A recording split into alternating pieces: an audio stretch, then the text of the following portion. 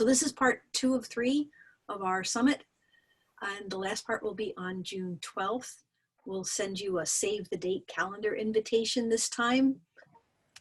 To introduce myself, so I am the coordinator of secondary education at Washington College. I did not have any previous affiliation with computer science until about 1.5 years ago. My job is to work with all of our secondary students, no matter what their content area. And until recently, computer science was not a content that I worked with at all. About 2 years ago now, I had a series of comments from my department chair, my math and computer science department chair, from local schools, from a local private school, and a regional charter school, all within a span of about 3 weeks, saying, we need computer science teachers, what can you do? So that was when I kind of started thinking about what I was doing. So in terms of context, Washington College, if you're not familiar, is a very small school. We're currently at about 1,300 students. Liberal arts college, we are on the rural Eastern Shore of Maryland. My Department of Education has a total of 4 adults. 2 of them are full-time tenure track, and 2 of them are full-time non-tenure track, including myself.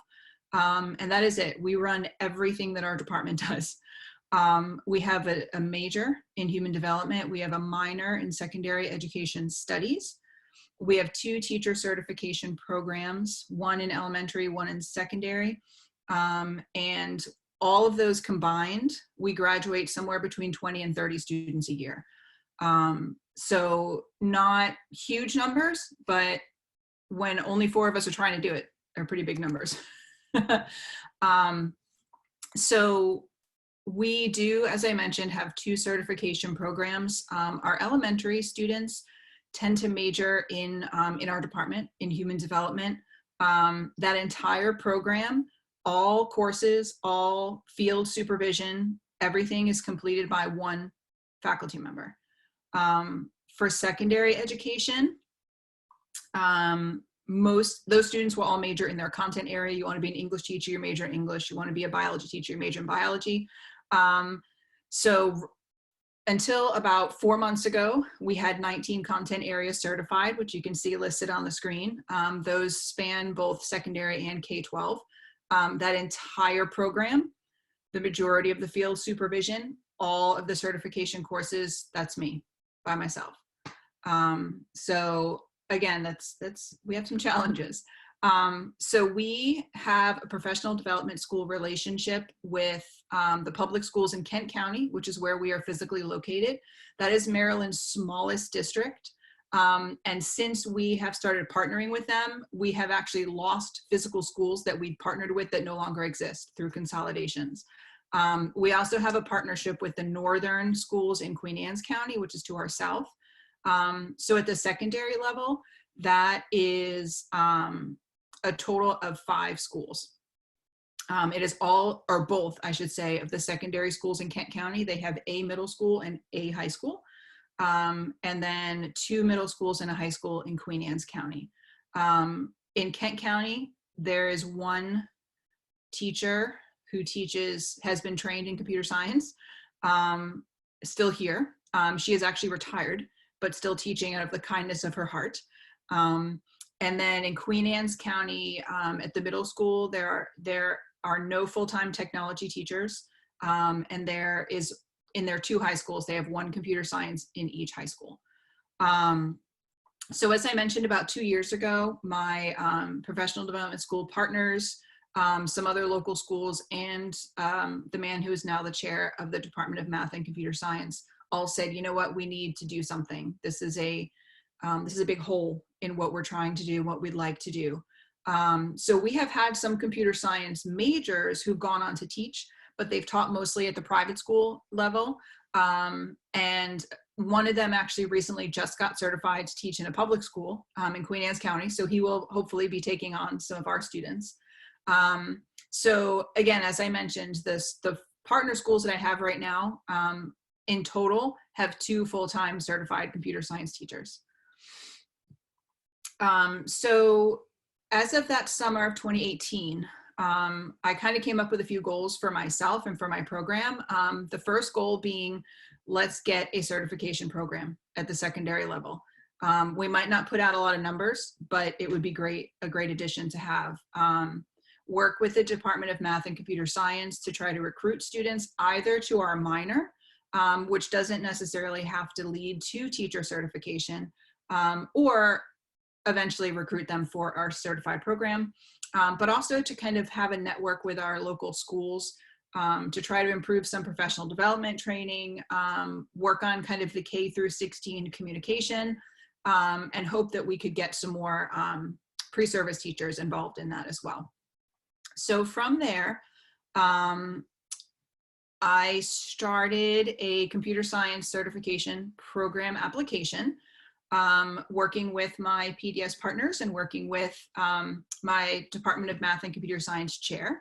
Our goals there were to create that pathway for school certification for our CS majors. Ideally bringing together, right, the education courses that they would get from me and the CS courses they would get in their department, providing those field experiences, teaching internships, but also, again, continuing to build that kind of K through 16 communication, both for our in-service teachers and for our pre-service teachers. And I'm excited to say the program was approved in December. So we do now have a computer science teacher certification program at the secondary level. So that is very exciting. We had a few qualifications, but we're checking them off. We're all good. So our second step then was to apply for this collaborative grant last summer. I applied with Sean Ramsey, who's my computer science chair. He and I said, you know, some of the things we want to do, we want to encourage that collaboration, again, between our departments, both our students and our faculty, which again, at the size of my school, that is me and Sean for the most part. But we also wanted to kind of get some more computer science majors over into our department, even if they would not pursue teacher certification, but to think about teaching, to think about educating, what that would look like, but also to give our high-level CS students kind of the ability to translate what they're doing down to a lay audience, like me. Obviously, we would hope then that the conversation would continue with our local schools. Can we encourage more of our local teachers to do some kind of CS training? Increase the knowledge of computer science, both content and standards, with my faculty, myself at the secondary level and my colleague at the elementary level, to try to bring some of those skills into our education classes, and then obviously to strengthen that conversation here on the Eastern Shore. So in terms of the grant, I'm annoyed by the way this is viewing here. So I'm going to see if this is better. There we go. Oh, now I'm at the top again. Okay. See, technology and computer science are not necessarily the same thing. Okay. So for our grant, our first goal was to just start the K through 16 conversation about computer science education with Washington College and with our local Kent County PDS schools. So that would include, we decided to include computer science majors, secondary education studies minors, the faculty, so myself and my colleague Sean, and some local secondary teachers. We decided we would all take an online course together. We would meet weekly to discuss the content, discuss its application to teaching. And I have lost control. There we go. So step 2 would be then for me to take some of that content and the ideas that I got from my CS partners to include some CS standards into secondary education courses. So starting with literacy in the content area, which is obviously a required course for all secondary teachers in spring of 2020, which I happen to teach. Also in the secondary principles of teaching this coming fall, which I also teach. And then eventually to include it in our upper level methods courses. Step 3 would be then to continue this K through 16 conversation about computer science ed. So we have a partnership with our Kent County Public Schools. working with my colleagues at the college in our library and academic technology department to craft professional development opportunities for either kind of specific targeted groups of teachers or as a district-wide PD. And then with the idea being computer science and education students and faculty would be involved in that to encourage collaboration and hopefully inspire some of those future teachers to pursue computer science in some way. And then of course, continuing to attend statewide CS meetings and trainings to build our network, increase my personal content knowledge, and get a sense, make sure that I'm aware of the opportunities that are out there. So step one was that summer course from last summer. So we did take the online course, Teaching Impacts of Technology in K-12 Education. We had weekly meetings, which included conversation about the content that we were learning. Given the number of non-CS people involved in those conversations, that often meant clarification. What was that thing that I learned that I wrote down and didn't really actually understand? And then we also talked about applications to pedagogy. So the education students and myself kind of took it in the other direction and said, well, now that we know this, what would that look like in a K-12 classroom? So we had some shared digital bulletin boards. So the conversation could continue after our meeting, so we could have a record of resources that different people were finding and posting. And I still access those today. Of course, in retrospect, all of this was very helpful for the end of spring 2020 because as many of us did, or I think we all did, I ended up finishing my semester online. And as I am not a computer or computer science person, nor are my students, save one, I had one CS major, having that experience with the synchronous and the asynchronous, the online blended with, I mean, it was very helpful. So then step two, talking about the curricular impact. So this past spring, when I taught our literacy in the content field, which is required for all of my secondary ed minors, with or without teacher certification, I updated some of the activities that I assigned to represent more new literacy skills. So we had methods of consumption and production. So how do students take in information and how do they produce information in new multimodal nonlinear ways? So to do that, I used some of my own experience, but I also used what I learned over the summer, as well as the ISTE standards. So I also required use of technology with my students to try to create those authentic learning experiences in their content area. So in this class, again, because we're so small, I had students I had computer science majors, but I had English, I had history, I had psychology. I had students looking to teach Spanish, theater. So everybody, right? We're all in there together. So we got to see all of them using technology to create those authentic learning experiences. And just to see the variety of things they created. Like we used co-spaces to see them create the little worlds that they could use to assess their students, and everything from theater to math to English was really wild. So of course, incidentally, after spring break, I picked up a few bonus points here because I had to require my students to manage the use of their technology because they were teaching in addition to me teaching. So we used a combination of Discord, Zoom, a lot of Google documents, obviously documents and slides and forms, Nearpod, Padlet. We used all kinds of things for myself to teach and for them to teach. And of course, all of us were modeling the appropriate behavior. We were talking about how to chat. We talked about our neutral backgrounds. We talked about equity. We talked about the benefits and detriments of synchronous and asynchronous online learning. So my students had to do that too. When they taught their lessons at the end of the semester, they had to do that as well. So that was a nice bonus. So in terms of curricular impact, the next step is for me to bring this into Principles of Teaching, which is offered in the fall. Right now, I'm not working on anything because we don't know what it's going to look like yet. And obviously the course online is going to look very different for teaching interns as it would in person. But the plan obviously is to, of course, continue to work with ISTE standards. My students are going to have to use appropriate technologies, whether we're in person or remote. They are going to have to use that technology to curate information, to benefit student learning, to benefit their professional growth. Obviously, if we're online, we'll be focusing on online learning strategies as well.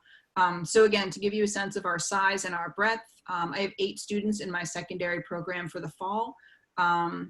They will be majoring in chemistry, English, math, social studies, Spanish, and theater. So it's a nice variety there. And really So quick, Erin, yes. we just had a couple of questions. How many credits is the CS major? Oh, geez. I'm not sure if I know off the top of my head, but the majority of our majors are about 14 courses, and our courses are 4 credits. Okay. So, I mean, I could look it up, but that's I think probably pretty close, is 14. Okay. Mm-hmm. And one more, are the materials for the CS certification, is it available on your school's website? Not yet, because we are in the process of shifting from our old website to our new website, and I can't access my page right now. But it will be, and I'm happy to share. I mean, my students who pursue certification have to so if you go to my education page right now, it'll have information for all other majors. You just have to substitute the computer science major and the secondary education program, right? Because the pathway is the same. The only difference is at the end, the culminating semester, there would be CS specific methods courses. That's the only difference. Okay. Thank you. Yeah, no problem. So step 3 was continuing the conversation. So as I mentioned, we have a partnership with our Kent County schools, specifically the supervisor of technology, and with our college's library and academic technology, to kind of move forward and to take some of the things we've learned and some of our experiences and try to, again, continue those K through 16 conversations. So the one thing that we were able to do before we went remote was to participate in a joint VR PD training. So it was really kind of an interesting meta conversation to be in virtual reality, learning about using virtual reality for teaching. It was a little strange. And so again, we did that in one room together with people from all of these groups. Unfortunately, I didn't have any CS students, but I did have education students as well as teachers. So that led to, as you can imagine, some interesting conversations on everything from make sure you have ginger ale when you're doing VR to additional tips about meeting people and talking to people in a chat space in VR and what personal space means and all those kind of things. So the conversation from there went to, let's talk about ways to create PD for our teachers. Kent County already has some virtual reality goggles that they have purchased with grant money. They have AR cubes that they have already purchased, but it's kind of very spotty here and there in terms of teachers using what they have. And so that was our next step. We haven't made it there yet because we've gone remote, but the plan is to start with teachers who already have access to VR materials through our social studies and our science K through 12 teachers all have access to Discovery Education, which has a lot of VR resources. So the plan is hopefully fall, but more likely spring. We'll be back in person by then. So that this is what we're kind of planning to do next, is to design that PD on how our teachers can use some of the things they already have and build lesson plans around those things that some of them feel like are toys and fun, but maybe not sure how to implement. So that's where we're going from here. So in terms of moving forward, again, we're looking to just continue that conversation with that PD. From pre-service teachers, my students, computer science students would participate both as presenters and as learners. We may, again, based on timing and resources, try an additional PD for all students and all teachers, excuse me.